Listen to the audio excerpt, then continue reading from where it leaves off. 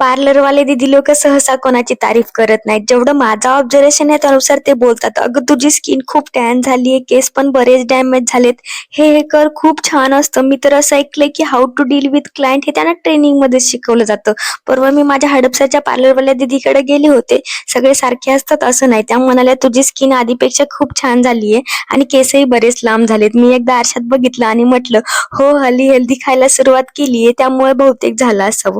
मग मीच विचारलं, दीदी फेस वॅक्स करू का? त्यावर त्या म्हणाल्या, नको, तुझ्या फेसवर जास्त हेअर नाहीयेत, उगाच कशाला.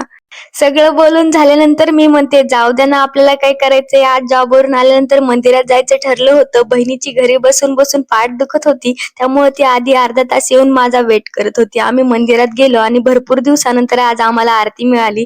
त्यानंतर सरळ भाजी मंडईत जाऊन भाजी घेतली. घरी आले, भाजी झाली होती, पण चपात्यांच्या वेळी आमचा गॅस संपला. ह्याला म्हणतात दुष्काळात 13वा महिना. ब्लॅकनी गॅस घेणं आता सोपं नाहीये. भेटूयात पुढच्या व्हिडिओमध्ये. Bye bye.